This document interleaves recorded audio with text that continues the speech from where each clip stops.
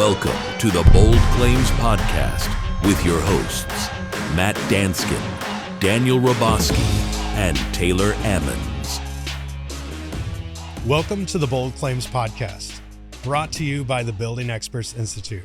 My name is Matt Danskin. Today we've got a special guest, my partner at Building Experts Institute, Mathew Mulholland. We're going to be talking about claims documentation and showing your hand too early in that claims process. And we're also going to be showing some ways not to do a roof. Join the conversation with us on the Bold Claims Podcast. It says, prepare your file so immaculately that you present everything to the carrier rather than slowly battling for the claim approval. Correct. Yep. Okay. Well, now that I've read it in full, it makes a whole lot more sense. Yeah.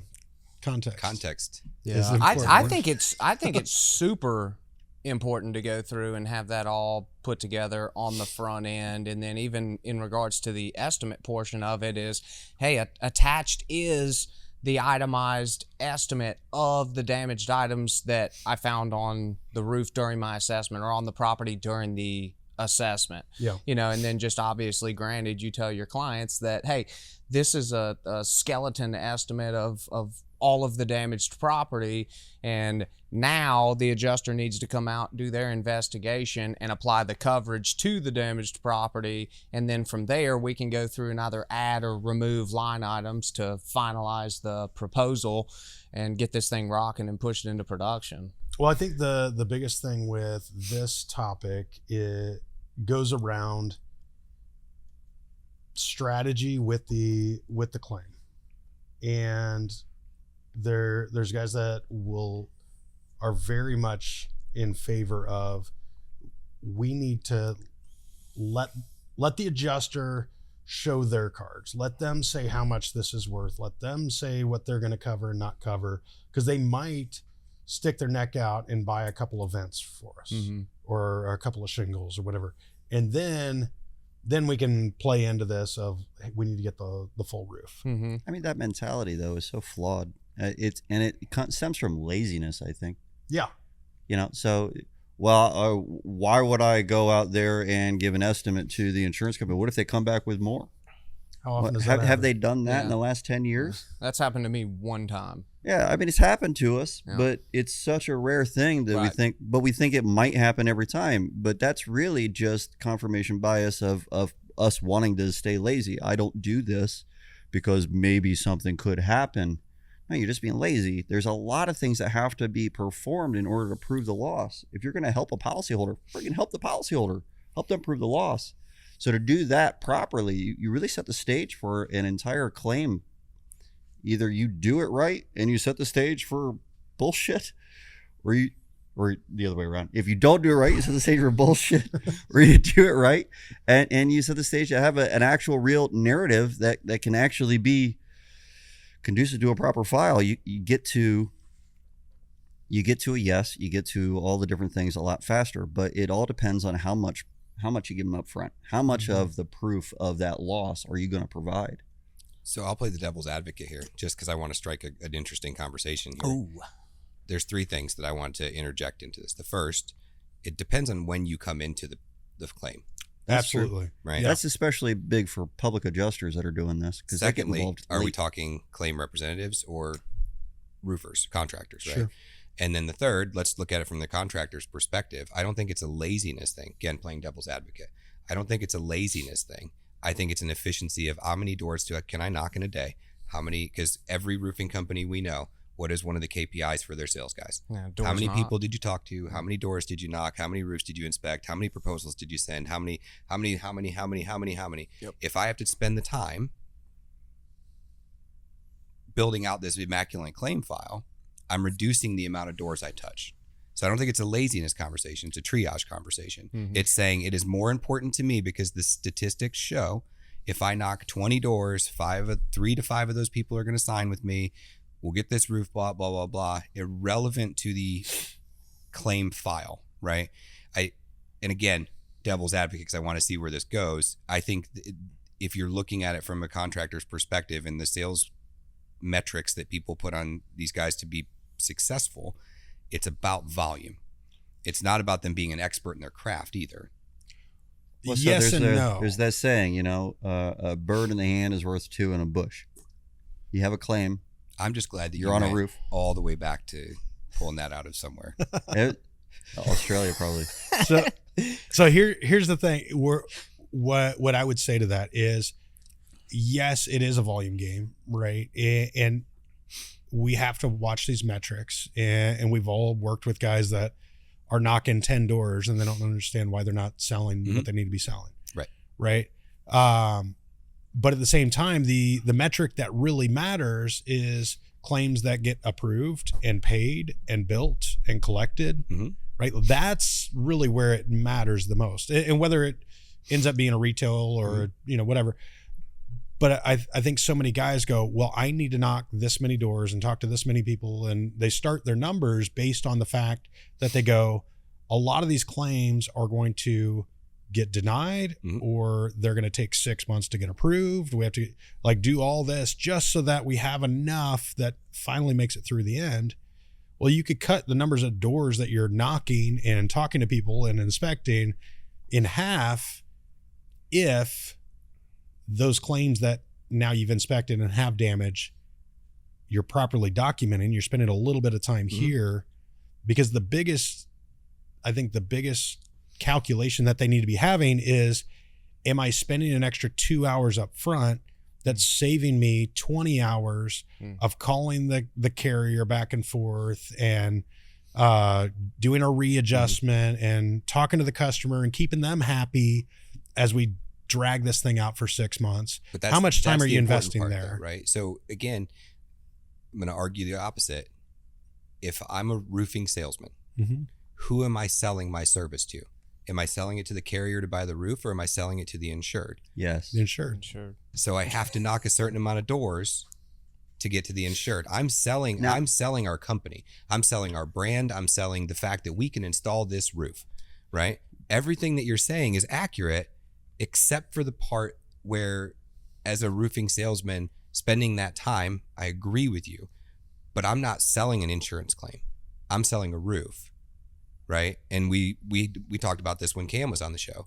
Everything shifts immediately into that retail model, right? If it doesn't go their way. And that's why I think it's important to delineate between whether we're talking about a contractor or a claim rep, because every file that we get as a PA or a law firm, we want to be documenting the crap out of it, right? Right. But we can't expect guys whose livelihood depends on whether they sold that deal and got their ACV check and they can pay their rent this week to be like, I'm going to spend an extra 2 hours on a claim. I'll tell you, as the roofing sales guy who did document like a maniac, that is the best thing that you can possibly do for sales. But you had to sell your service before you could even get up there and document. Well, and I think that's no.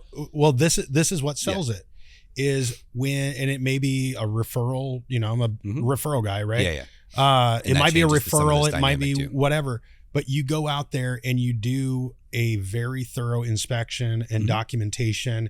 You understand how the claims process works. You're able to help that customer go through that way faster, way more successfully than their neighbors did, right, and their friends did, who everybody in the neighborhood's getting a new roof and everybody's working with different roofers and everybody's having a different experience. And so when my customers were building the roof 2 weeks later and everybody else is just stuck in the mud, all those other people start going, hey, I signed a contingency with these guys, this XYZ roofer. How the heck are you guys already getting yours built? Oh man, this guy knew what he was doing. He had everything sewn up. And that ends up being, instead of just, we talked about being like a used car salesman. It's like, oh yeah, anybody can go sell roofs. Well, how do you differentiate yourself from all those other guys?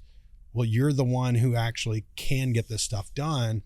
And so I think that is the biggest thing in sales is, instead of knocking 200 doors, you've got your customers going, yeah, he's not like the other 100 roofers out there. He is, he's the guy that he's going to take a little while to do the inspection. He kind of seems crazy in how he does this. Right, I'll play devil's advocate for a second now too. But if there really is 100 other roofers in that market, then he's got about 30 seconds to prove that he's a different guy, or they're just going to kick him off the door. So they're not even going to let them on the roof. So there's a lot more that has to be done on the sales side to get past that situation before we ever get to you're the presuming that the way portion. that this guy is selling is knocking doors with everybody else. When you operate on a different level as everyone else, That's why you're I was getting gonna take it. referred. I mean, And Taylor's a great example. I if you referred use- him to a lady at my gym, and every time I see this lady at the gym, she thanks me for referring Taylor and talks about how professional he was and talks about she like teaches classes at the Y. She tells everybody in her classes about Taylor Ammons and Paragon Roofing and how awesome they were. And if you possibly need something for a roof, you got to talk to this guy because he's not like the other idiots who went and screwed a bunch of stuff up in the neighborhood. I think if you got yourself on a roof, you should do the full gambit. And there you go. I think Yep. now we That's get the past. key. We've gotten through all that soup, right? Yeah. Yeah. To the point. Let's assume that you're at an intersection where you have to do a full inspection. However you got there, right? So Yeah. like if we look at this from a process map, right? This is a decision point. Boom. They've decided to use you. You're gonna do the inspection. You're gonna calculate your cost. You can do that. So from here, I no longer care what is your part to play in the process. Because if I'm a PA, I expect my contractor to give me good photos and give me a good estimate and that's reasonable and blah, blah, blah, blah, right? If I'm inspecting it myself, I know the process that I'm going to go through it. So eliminate the barrier of entry and get to the point where you're actually performing the inspection. That's where I think the nuts and bolts of this conversation should live. I just wanted to play the devil's advocate there for a minute to say there's a million different ways that we can arrive there. At some point in the process, whether you're knocking 100 doors and you got to actually inspect 5, or you got referred, or you're a PA, or you're a lawyer, whatever, at some point we all meet in that one spot of going, okay, we're doing an inspection, we're prepping a file. From here, what is the important stuff, right? Like that's it. And then the important stuff is all of it. So here's the conflict and the fight that we tend to have with others when trying to teach them that you should do everything up front. Well, in certain situations, that might not be the best strategy. If there is a damaged shingle on a roof, a very small amount of damage that leads to a large amount of work, a big estimate, then the adjuster is going to look at that estimate and say, this is unreasonable. You're talking about one damaged shingle or whatever it might be. And so in that kind of a situation, it might be better and in the policyholder's best interest to get coverage extended first for that one damaged shingle before you do anything else. I do think there's scenarios where that's the route that you should take. I think that there probably are. But the vast majority of claims are not that scenario. If you're filing a bunch of claims with just one damaged shingle, you're in a terrible market for one thing. But you probably just didn't do a full investigation because there's undoubtedly more than just the one anyway. But for the average claim that has an average amount of damage, doing all of that work up front does a lot of benefits for the policyholder. I was talking to Danskin about this the other day. There's a thing called a reserve. Have you guys gone through reserves on the podcast before? We've said the word here and there, and with the assumption that people know what we're talking about. Which is probably not a great assumption to make. So a reserve is an amount that an insurance carrier sets aside for that claim. They have to put this money to the side. They have to actually designate these funds for this claim. It doesn't mean that's how much they're approving. That's just the maximum amount they believe that they'll ever pay out on that claim. They put that money aside. And that is required by law to be done. There's like 5 different legal ways that they can arrive at that number. And one of those ways is with a contractor's legitimate bid. Another way is by them producing an estimate. And I don't really remember the other ways, but those are the 2 ways that are used the most. All right, so if you provide a legitimate bid up front, that can set the reserve at your bid amount.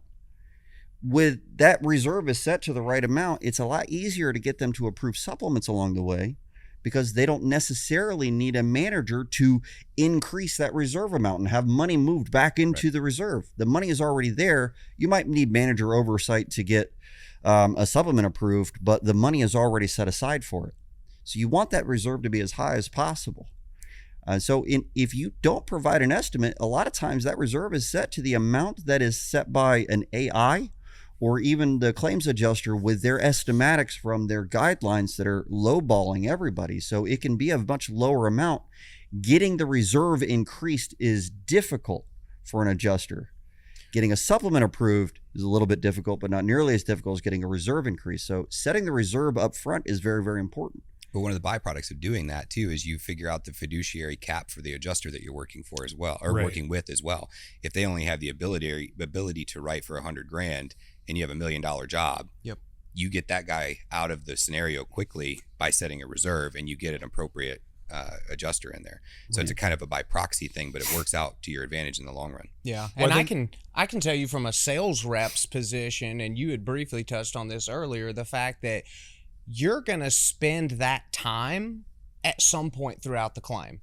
So why not do it on the front end? There's probably a lot more time that you're going to spend. I don't disagree. I don't disagree because you're going to have additional travel time and stuff like that. And I'm actually reverse engineering my processes currently to where I'm more methodically getting different photos at different stages of the process. But majority of the things that I'm getting, I want to get on that initial appointment on the front end and then set the right expectations with the homeowner about how this is going to roll.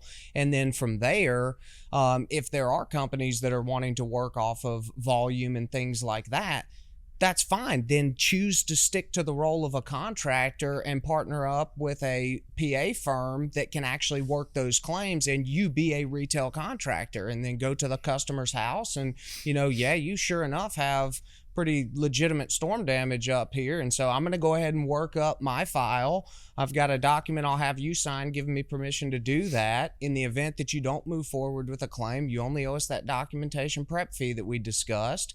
And then I'm going to do an email introduction to a claims professional that can actually go through prior to filing the claim, analyze your policy, and put together an official position of how to present my documentation to them to best serve you. And then you can actually be hands off. That would be, if somebody is wanting to go volume, then put that sort of process in place, and then let your guys go knock doors and sign service agreements, and then kick it to a PA and rock and roll. Well, I don't know if I've ever heard of a claims documentation fee from a contractor. It makes sense. Is this something that is kind of a normal now? No, it's actually something that I had recently put together because I was very anti-contingency, percentage of the claim type documents. And I wanted something that gave me permission to move forward with getting the documentation put together, but not filing the claim on site same day. Like, hey, Mr. Homeowner, like how I operate is I'm going to do the full inspection today. If I find storm related damages, here's how that's going to go. And then I'm going to compile a report. It'll probably take me a couple hours to do, but I'll provide that to you, and then we can meet up and get the claim filed electronically is usually the best route, because then we can upload that full loss assessment report to the portal. And then in the event that between now and then you decide that you want to go into a different direction, that's fine. You can use my documentation to prove the loss, and then you only owe me my documentation prep fee, and it's $350, and that covers pretty much my cost and time doing it, and then you can do whatever you want. Well, and then they could charge that to the insurance company if they end up filing a claim and there's coverage. Mm-hmm. That could definitely be paid for by the insurance company too, because it's necessary for them to have proven their loss as part of the loss at that point. I think that's brilliant. $350. I've gotten desaturation tests approved and all that stuff. Oh, there's policy language that supports so many of those things, like the estimating fees and industrial hygiene and engineering. All that. That you can get. All that. And I'll usually preface it and say, hey, that $350 that you pay is actually going to be part of your out-of-pocket expense for the claim. And so in the event that this gets fully approved, your deductible, you could then say. That $350 is technically applied towards your deductible, which you were going to have to pay anyways, along with the emergency tarping services and stuff like that. And so you've ultimately satisfied your contractual obligations potentially in the event that this moves forward. I mean, you're probably not telling homeowners that. This is brilliant. So Texas has had some court cases recently where guys were doing the 20% of your claim if you end up going with somebody else, and cancellation, all this sort of stuff. Cancellation fee, that's a little different, right? And the courts have been like, hey, that's unreasonable. That's predatory. That's all, basically, no, you're not getting your money. But they've had some things where they go, hey, if you have a fee schedule and you go, hey, if we're pulling measurements, it's $150. If we're doing Right. an inspection report, it's this or whatever, where you can go, these are the things that I do. This is how much I charge for these things for every single customer. It's not a percentage of your claim. It's just, this is what I charge for it. And those numbers are reasonable again. And that's always a murky thing, but I think $350 is, plenty low enough that you can go, yeah, that's reasonable for the work that you're doing here on the front end. Yeah, I think it's great. So putting together all that documentation, it can be somewhat time consuming. There are ways that you can shorten that amount of time. Doing the investigation is never going to be shortened. You're taking a lot of photos, you're uncovering a lot of issues. Doing a proper investigation takes time, but the reporting can be shortened quite a bit. I know that Danskin and I have been working towards making that as easy as possible with forms that they can fill out at the Building Experts Institute. We've even got a lot of templates and things that we show and give to people if they are members of the Building Experts Institute. And those templates make it very simple. There's like a handful of bullet points they have to fill in, and 10 of their best photos, because you want to show them the best photos, because insurance companies don't want to read a full report, and they don't want to go through just a photo list of 300 photos that are captioned. Sending in a photo list, who the hell's going to look through all of that? That's how much time does that take? But if they have like 10 photos, here's a photo of the damage up close, here's a description of it, and bullet points where here's the collateral, here's why we think it was caused on this date, here's the basic information. When they get an engineer report done, the engineer that goes out, He just stared right through my soul. I'm looking through your soul. I don't know what I did. When a carrier hires an engineer, the engineer goes out and they perform a very specific action. They're given an opinion. They're asked to complete some kind of an assessment, identify the cause of loss, identify the extent of damage. It's usually one of those two of some kind, right? And they are giving an opinion, and they have this entire report. It might be 7 to 15 pages, but the only part that the insurance company reads is the conclusions. Yeah, because every denial you've ever seen, it's always the conclusions. It's something in that verbiage, and they'll chop up the sentences or whatever. It's never about the other 14 pages of that report. So if I'm putting together an entire document that talks about all the reasons why this is a valid claim, basically, a proof of loss without the proof of loss sheet on top of it as a contractor, what portion of that do I expect the insurance company to read? It's going to be the bullet points. So I put that right at the top of my shit. And then right under that is the 10 most important photos, because that's the only parts that matter. They're going to look at 10 photos. They're not going to look at 300. And I give them a link. And then there's boilerplate information. And in that boilerplate information is some very important things. It talks about what it is that you do when you perform an investigation, what steps you take, when you decide that something goes from not being damaged to damaged. Because in order to make that leap from this isn't damaged to this is damaged, and you have to establish where that threshold is.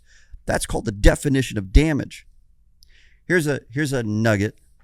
This will probably end up being a short somewhere on some video platform. It won't. You ready? This is for you, John. Insurance companies are only required to investigate what's claimed. If you don't fully claim it, then they can just breeze past and barely investigate it, and they haven't done anything wrong. Yep. You have to specify what happened, why it happened, when it happened, and then they have to make a comment on what it is that you said to either prove that you're wrong or prove that there's an exclusion. And that's how that works. So if you provide all the documentation and then you say, hey, we've got cosmetic damage on this roof, now they can't ignore cosmetic damage because you claimed cosmetic damage. Yep. Now they have to make a comment on cosmetic damage. If I don't put that in writing, if I just say that on site, it might get lost. But if I put that in writing and report up front with all of my documentation, it makes a huge difference on a claim. Huge difference. Yeah, well, shorting claims 4 to 8 months. Yeah, I was going to say the best part is when you do that and you've got that loss assessment report or your damage report from the investigation with your intro, your bullet points, all of the other information, conclusion, and then the carrier comes back or the adjuster comes back and says, well, we need to get a photo of this and explain why this needs to be there. And then when the homeowner can go and say, it's on page 10, halfway down that report that you didn't read, that's powerful. It's fun, too. Because all of a sudden, that homeowner realizes what's going on.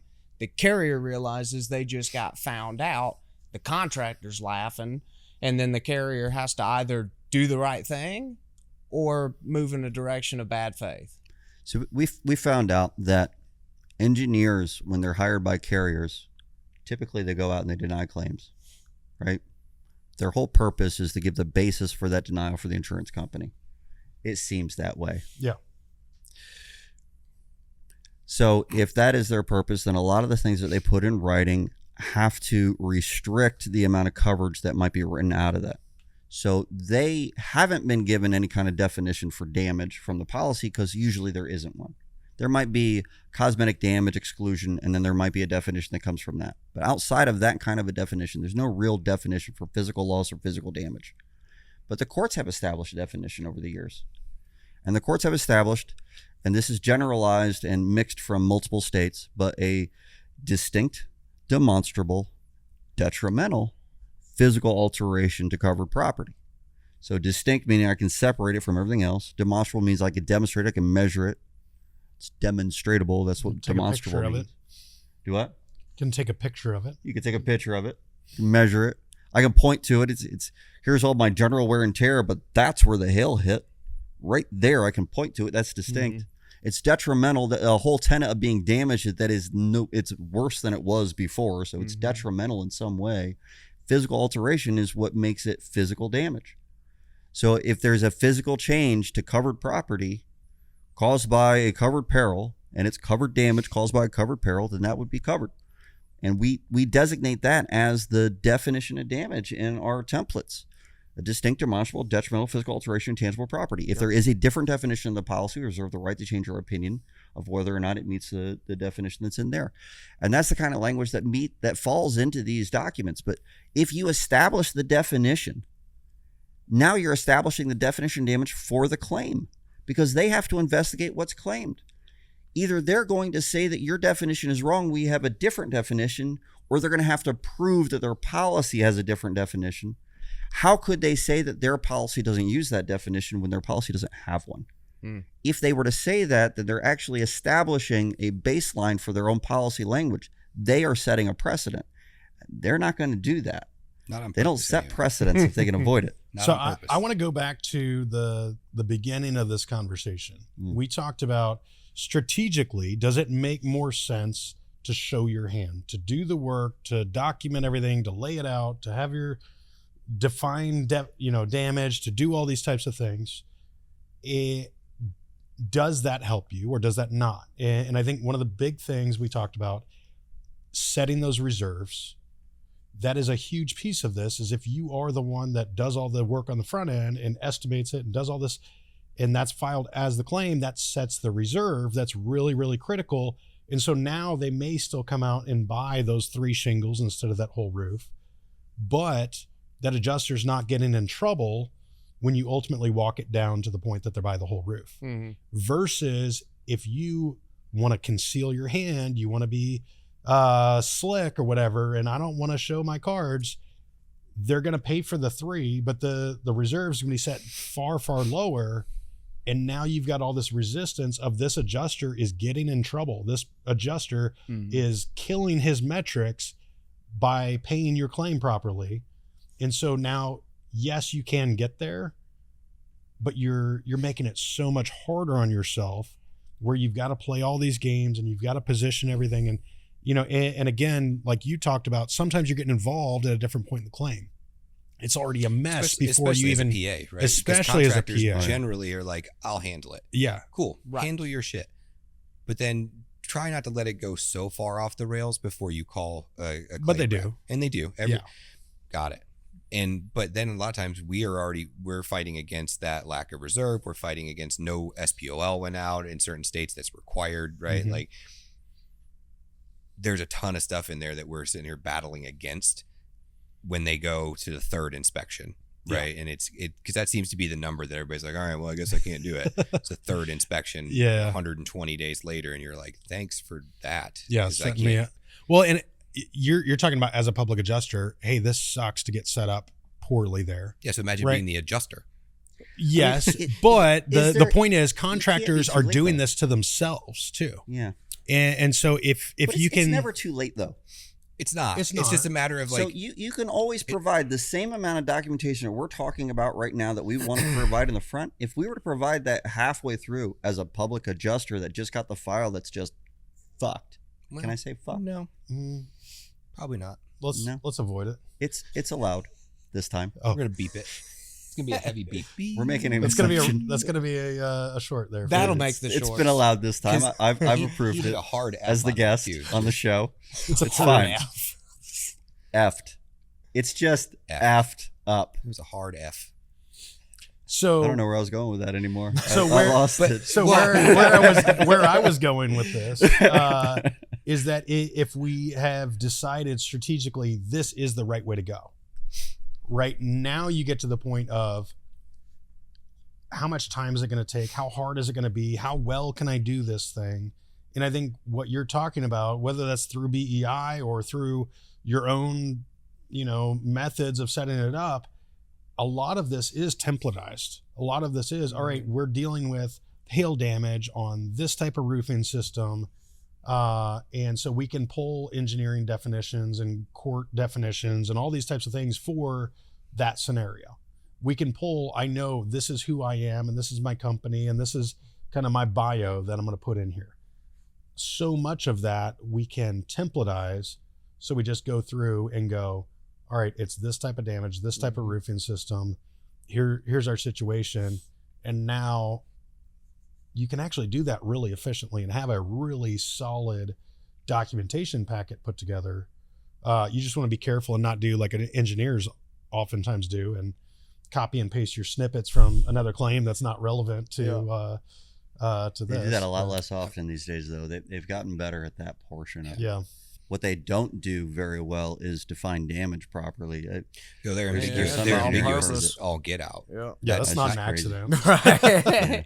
Well, Yeah. I have a claim in Ohio. It's the same one that we were talking about on the last episode. The carrier sent an engineer out, and he literally went out of his way to not say anything. Mhm. The whole report. So then the lawyer that's on it now hired his engineer. That engineer called me and he's like, "Did you walk it with this guy?" I said, "No, but the contractor did." And he goes, "I can't make any sense of what this guy's writing." And I said, "Yeah, that's kind of the norm, Right. right?" But that was, to your point, like they will go so far out of their way to not say anything. And the crazy part about that is that the NAIC says ambiguity errs to the side of the insured. Mm-hmm. And every engineer report you've ever read Super is ambiguous. ambiguous as all get out. Yeah. Mhm. Oh, are you going to challenge me on that one? I am. Let's go. Oh, NAIC doesn't say that. It's a state case law thing, and not every state actually employs that same language. There They are some employ states some that version of employ what the spirit of the policy is supposed to be saying, or what was intended, right. and that's how they would apply the policy instead of ambiguity going to the policyholder. In general, for most states, what you said is correct, but it's not the NIC that says that. It's state case law. Well, and some of my continuing ed for gonna my investigate P&C this. license actually teaches that when you're a staff adjuster, that your duty is to that carrier. Oh yeah, no, they are, because they have a fiduciary responsibility Mm-hmm. to the carrier. They have to look out for the carrier's best interest at all times. As They're legally opposed required to a broker Yeah. who their duty is to the policyholders to make sure they're taken care of. That's not an all bad thing. I talk to contractors about that a lot. It is important that they have a fiduciary duty to the carrier, because otherwise you're letting in risks that are outside of what should be in that pool. And that ruins the risk pool for everybody. Right. So I do think it is an Sure, it important makes element. sense up until the point where they start advertising that we're on your side. Yeah. It's Well, no, and that's the thing technically is you're not. all of their contracts, all of their things have to follow the law, but their advertising, they can be really wishy-washy of like, we're your good neighbor and you know, you're in good hands, and all those types of things that are, again, kind of ambiguous. It's like, yeah, I made you feel like I was, aligned with you, but I'm not necessarily. Yeah. And then kind of back to showing your cards or not, or showing your hand, the way that I'll always look at it, and I loved what you said, is I would say 9 times out of 10, we're showing everything on the front end. But I do think there are case by case where you're not showing your whole hand to the carrier, but I think 100% of the time you show your whole hand to your homeowner and make sure that they understand what the plan is moving forward. Because I think if you're not going to show the carrier your whole hand, that you make sure that your homeowner's on board with why. And then you say, hey, look, typically when I put together my full assessment report, we would have an itemized breakdown on the estimate. But since we're dealing with Big Red, I don't want this to spook them and lock the whole claim down and require you to end up getting third parties involved and going legal or something like that. So let's get them to open up some coverage first, and then we can apply the construction methodology towards that and make sure that all the repairs conform to what's required. But I do think 9 times out of 10, contractor puts together a full loss assessment report with everything from an inspection summary, photos, weather reports, third party, witness testimony, any of that type stuff, and which also is a great way to door knock neighbors. Is, hey, I'm trying to get witness testimony from the hail event that occurred recently. Would you be willing to do a written statement to help your neighbor out? And then I'm going to give this to you, Mr. Homeowner. You're going to give this over to the insurance adjuster, and we'll continue to work it.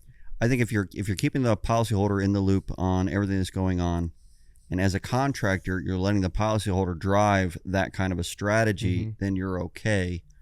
There is some potential UPPA line that you might be crossing if you're telling the policyholder this is a strategy that we're going to employ to win your claim. Yeah, and typically that's typically not the way that it's presented to the homeowner. So this is how you might want to present it, though. Up. It's important because contractors can get in trouble for this kind of a thing. If you do this regularly, it's probably a good idea if you have a public adjuster involved. But if you say, listen, you have very little damage, Mr. Policyholder, maybe you don't want to claim, but if you do want to claim, this is what I would typically want to do. What do you think? And you let the policyholder be involved in that decision making for their own claim. Then you're not the one that is telling them what to do. You're not acting as a fiduciary for them. You can avoid the UPPA line for most states anyway. I'm not a lawyer. None of us are lawyers officially, for the record. So this is not legal advice. I'm not officially a lawyer. Fair. Yeah. But it's something that, if you have a tiny amount of damage that leads to a large claim, maybe it makes sense for that to be a claim. But if you were to show that to a carrier up front, it might they might pull out all the stops to say no from the beginning, and then you're in litigation with zero coverage whatsoever going into litigation, and that's not the best position to be in for a policyholder. So sometimes it's better to walk away from claims where it's a tiny amount of damage that leads to a large claim. But in the case where you want to take that claim on, there definitely needs to be a lot of conversation with the policyholder. I agree with you. 100% of the time, policyholder needs to know what's going on. 100% agree with that. And very few contractors will do that. Very few public adjusters will do that. But keeping them in the loop keeps them on your side too. There's a lot of benefit to that. They're willing to fight for what it is that you're saying because this is the strategy. This is why we're doing this strategy, But you need to involve the homeowner in that decision-making process. If you're a contractor, you can't drive that. Well, and then normally, and I would be curious what your thoughts are on this for all the viewers, is what I personally like to do is relate it to a story from another client. Like, hey, Mr. Homeowner, I had another customer that was in almost this exact same position. And what they decided to do was they submitted photos to the insurance company of the damaged property. They got the carrier to open up coverage, and then they sent them all of my documentation of the methodology of construction. And the carrier went through and ended up going from a small repair to a full replacement. What do you think about that avenue in how you can move this thing forward? What are your thoughts on presenting it that way to a client or to a homeowner? Yeah, I think that's a really good way of doing that. There's going to be some naysayers that probably watch this from the carrier side that still think that we're violating some kind of a UPPA line. And to be honest with you, the line is so gray that they probably have a decent argument for it. But we have a decent argument against it too. It's not a solid line, and that's the problem. I wish it was more clear. And we didn't want to go down an UPPA path with this episode, I'm sure, but it is an important thing. A lot of so for contractors, asking questions is okay. Telling them how something is not, unless it's about the roof or whatever it is that you're a contractor of, whatever you're the expert on. You can do that. So you can put together a full investigative report with your opinion and tell them what happened and why and what the repair methodology is and how much it would cost. And here's all the evidence that supports it. You can do that. You can discuss your bid. But the second you start talking about coverages and strategies for claim handling, now you're either violating UPPA or the unlicensed practice of public adjusting or the unlicensed practice of law, depending on the state that you're in. And you really have to be careful with that. So if you're talking about a strategy that you want to employ in order to win a claim, either you get a public adjuster or an attorney involved, or start involving that policyholder, let them make the decisions on this because it's their claim. So I like the way that you said that, though. I think that probably avoids a lot of that line, or at least is a little bit into the gray area. It is definitely a gray area, but you're in the gray area. You're not across it. Okay. I want to take this time. We're gonna Taylor actually put a clip together for us this week. Oh, really? For us to check out. I have no idea what this is, so I'm excited to see it. This is me tearing off. This is how I like to roof.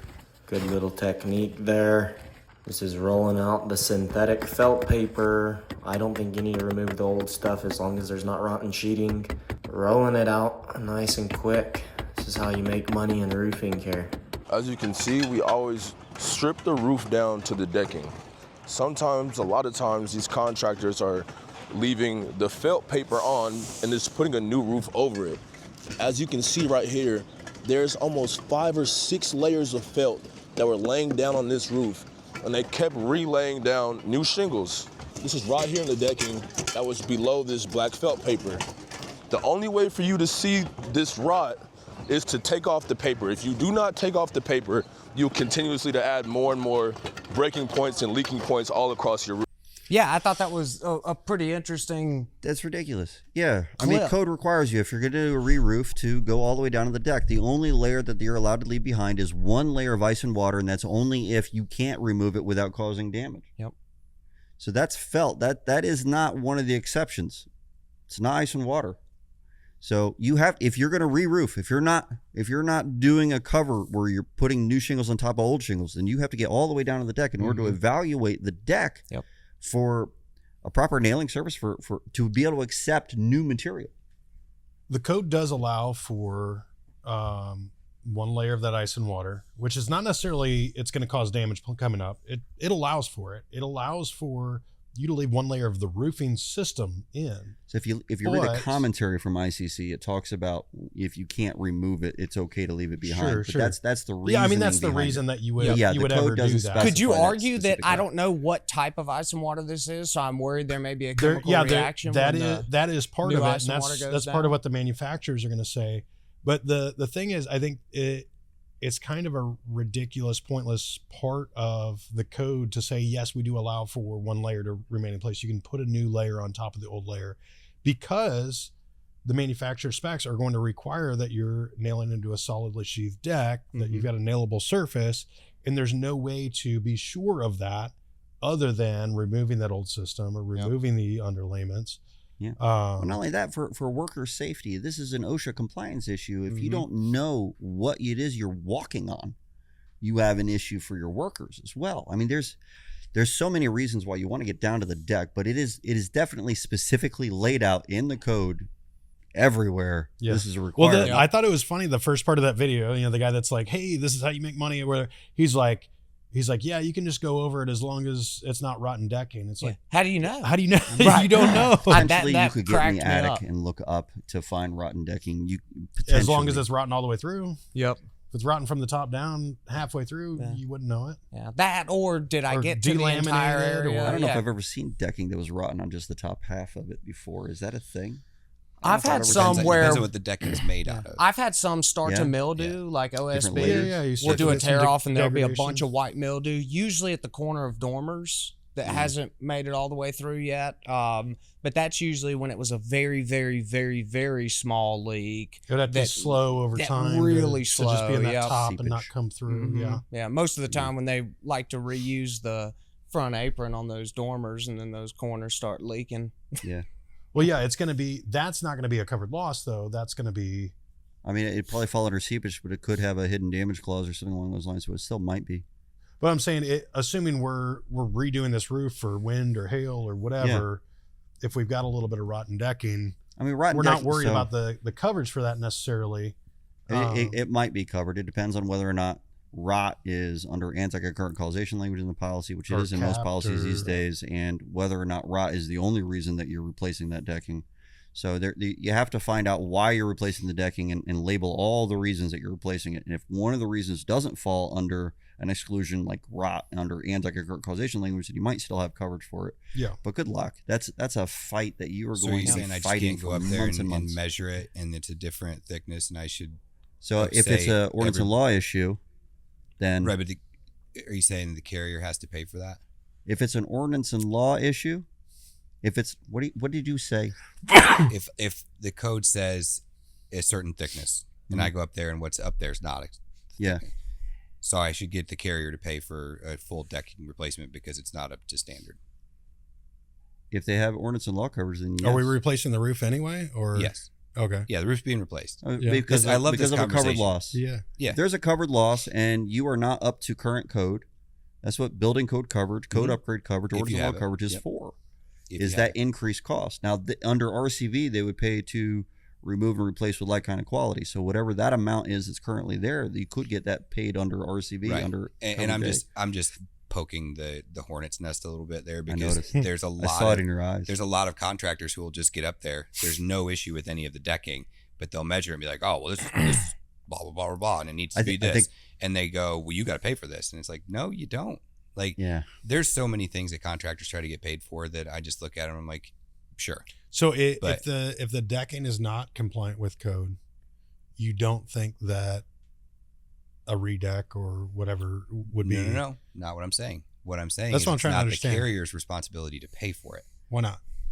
If they don't have code If and they don't ordinance, have Oh, the if they don't coverage. have court. Correct. Oh, Yeah. okay. yeah. or they have a cap or whatever. Like it's like the mold exclusion, right? Yeah. So like mold limit $10,000, and it's like, well, we saw it all the time in hurricane claims where they're like, well, we're not paying because the mold exclusion is capped at 10. Only if it's the primary cause of loss. If Mhm. it's not the primary cause of loss and it's subsequential to the flood or whatever happened, it's irrelevant. Yeah. Right.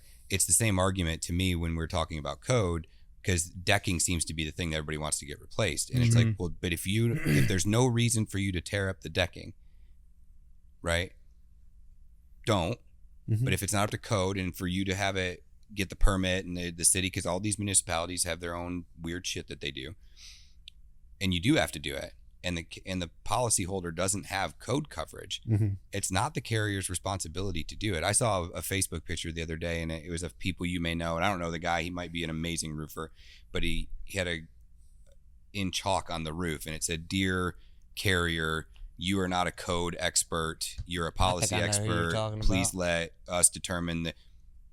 They're not determining whether the code exists or not most times. Just whether or not they owe for it. Whether they owe for it. Yep. I mean, they apply code coverage wrong all the time. Agreed. Yeah. I was actually Which gonna might be what that video might have been trying to insinuate. Anyway, I haven't seen the video. Correct. I don't know what you're There's, talking about. again, context is key Yeah. in that. But when I read it the first time, I'm like, what are you saying?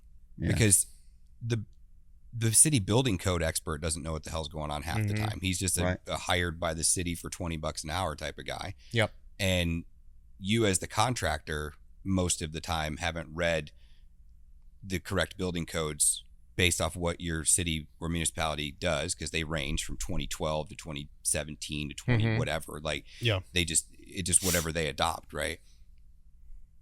There's no argument that those things need to be up to code for you to be able to warranty it, for you to be able to get your permits and your COC, like all this stuff, right? but it doesn't mean that it's the carrier's responsibility to pay for it. Mm-hmm. Yeah. That's the whole argument. And these guys, and when I read that picture and I read what he wrote, I was like, oh, this guy's trying to say that the carrier should pay for it because he's ignorant about code. Gotcha. He can be as ignorant about code as he wants if it's not part of the claim. Yeah. Now, Yeah. if the decking does meet current code, it doesn't have to be upgraded in some way. Mhm. Then it could still fall under coverage A without having to have code coverage just because they're complying with code. Yep. I think that's where a lot of the argument yeah. is whether or not we're talking about compliance or talking about compliance with a new code. So the new code is the increased cost over RCV, and RCV is how much is currently there. We're moving something of value, replacement like kind of quality, whatever that amount is. Yeah. If we had to replace with something that costs more than what was currently there, then that's the increased cost, and that's what code coverage would cover. It might also cover compliance with code if we exhaust coverage A, but that's an issue that contractors don't usually have to deal with. Right. Yeah, I was actually gonna. Yeah, because very rarely is the roof decking going to be the thing that gets them to the point where it's this A total Correct. total loss. Yeah, And I if was it gonna. is, we might have some other issues. Yeah, I was going to read this paragraph on a email I got from Erie that goes right along with this because I thought it was wild. But he said, keep in mind that the insured has ordinance and law coverage. This should not be confused with code coverage, as ordinance and law requires permits, regulation, and inspections to ensure that certain processes are conducted in regard to building code, electrical, and other ordinances in place for residential constructions. These items have to be enforced in all caps, not just adopted. I have, however, allotted the costs associated with the sheathing, as it is an item that was previously on the roof and damaged due to thickness, not deterioration or wear and tear. That's Oh a my really God. long-winded way of saying I'm paying for decking. Correct. Well, and it was a Well, yeah, but he long-winded was way wrong of about, like, proving that 5 they things, can too. put 100%. I the was decking so on wrong. coverage A, and it was all like He it was all just cut and fallacy. paste. Yeah. How How does are you something wrong be more than damaged once because in of one thickness sentence? And Yeah. then I was still just like, be right at the end. Okay. I don't think that that's something that white men can do, is damage anything because of thickness. No, thickness, yes. Length, probably not. Yeah. They used to call me But beer yeah, I can thought in it. high I school. thought it was so interesting because here it is. So tuna many of can? these adjusters will go in and say that, take oh, that. we don't owe for this because they don't have O&L, but it goes to prove what you've been teaching for years of Don't flirt with the him. the increased cost of construction is literally like, I have 3/8. But there used to I be need two to have different. 7/16. There's policies that have those two things separately, right? There's the ICC portion of a policy, and then there's O&L, and those two get mixed in a lot just by interpretation. They shouldn't be. What do you mean? So there's Compliance versus upgrade, Yeah. I think is what Oh, he's trying to yeah. say. yeah. Which is right, but the permits are not a requirement for enforcement. The whole enforcement portion of that was very, very inaccurate. I'm glad he ended up paying for it anyway. Yep. Because how do you But- determine enforcement? If it's adopted, it's enforced. You know what I'm saying? Like you're I mean, gonna call the that's guy and be a like, "Are key. you coming out and checking this?" Or Yeah. you know. Now Yeah. there's a couple municipalities in Dallas that they will come out and do a full enforcement, I guess, inspection where they're like measuring decking, they're doing all that stuff. Pain in the butt. Yeah. But they'll stop you too. Like they'll come by in the middle of the day and stop you from doing the work. And Well, there's a lot of places in Colorado that'll do a mid roof Yeah. on just a plain Jane. Some places residential make you shingle stop. Florida, the whole state of Florida, they have to verify that the Underlayments. underlayment is installed correctly before you move on to installing Yeah. shingles. So there's a whole process involved. And some places do that, but that doesn't mean that underlayment is the only thing that's enforced. right. It's just the only thing that they're going out to inspect. So Mhm. enforcement in general means that there is some kind of a looming threat of punishment. If you could be fined for doing it wrong down the road, and whether that be when the policyholder decides to sell the property and they have an inspection done, and that's when they found out that you did it wrong, you could still be fined.